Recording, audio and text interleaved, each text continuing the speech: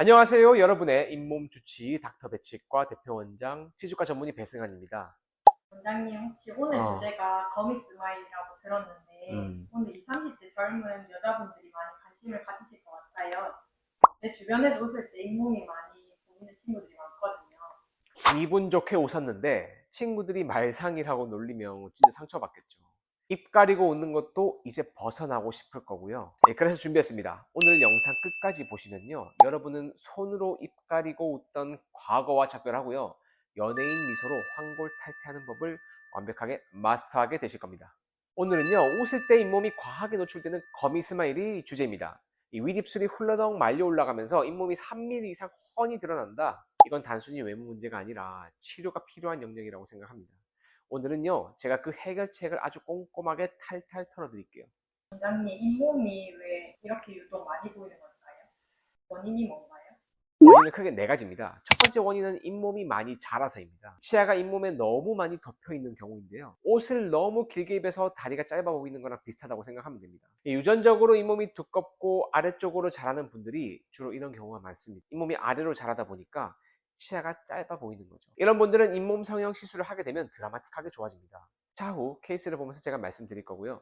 두 번째는 입술 근육의 문제가 또 있을 수 있습니다. 입술을 들어 올리는 이 근육이 너무 센 겁니다. 입꼬리 올림근이라고 해서 웃을 때 입술을 풀 파워로 당겨버리는 이 근육이 하나 있는데요. 이렇게 웃게 되면 잇몸이 다 드러나게 됩니다. 이런 경우에는 거미 스마일 보톡스 주사를 통해서 일부분 해결할 수 있습니다. 이 세 번째는 골격 문제입니다. 이건 뼈 자체가 긴 경우예요. 이 위턱뼈가 긴 건데 이어를 시도 이런 케이스입니다. 원래는 이럴 때 양악 수술이 정석이지만 잇몸 성형 때문에 양악 수술을 하기는 조금 과하죠. 최근은 입술 재배치술, 보톡스, 치연절제술 이 세 가지 치료를 동시에 해가지고 꽤 많은 개선이 가능합니다.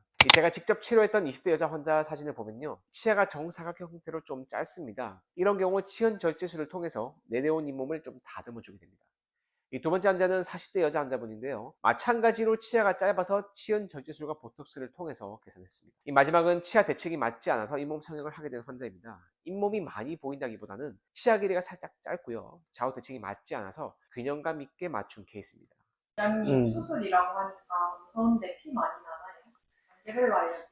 겁먹을 필요 전혀 없습니다. 이 첫 번째 레이저 잇몸 절제술의 경우는요. 메스를 안 쓰고 레이저로 잇몸 라인을 조각하듯이 디자인하게 됩니다. 피도 거의 안 나고요. 마찬가지로 5분이면 끝나긴 합니다. 다만 이 레이저로 했을 때는 당장 이뻐 보일 수는 있지만 시간이 지나면 잇몸 성형했던 게 다시 재발됩니다. 그 이유는요.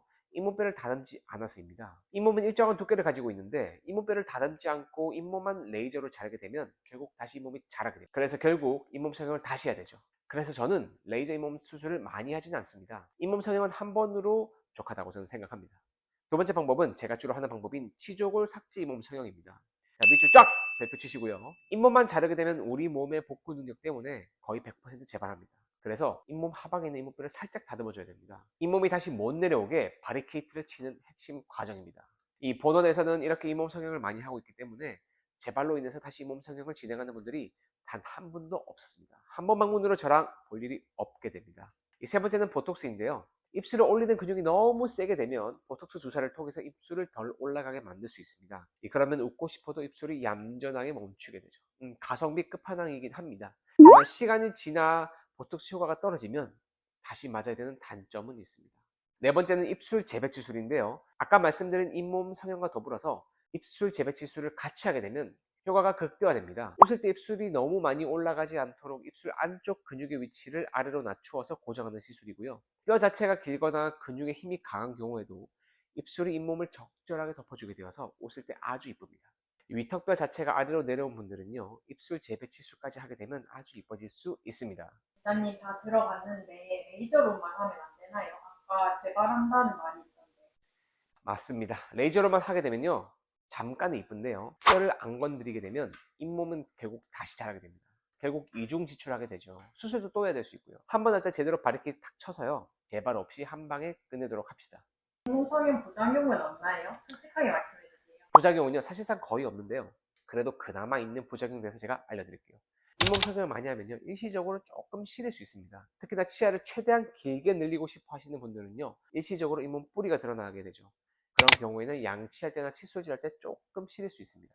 이게 일주일 내에 해결되니까 크게 걱정 안 하셔도 되고요. 이제 그래서 확는 비율이 중요합니다.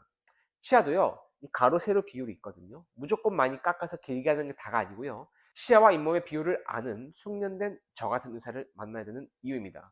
세 번째로 붓기가 좀 있을 수 있습니다. 수술하고 약간의 붓기가 있을 수 있는데 며칠 지나면 대부분 사라지니까 걱정 안 하셔도 됩니다.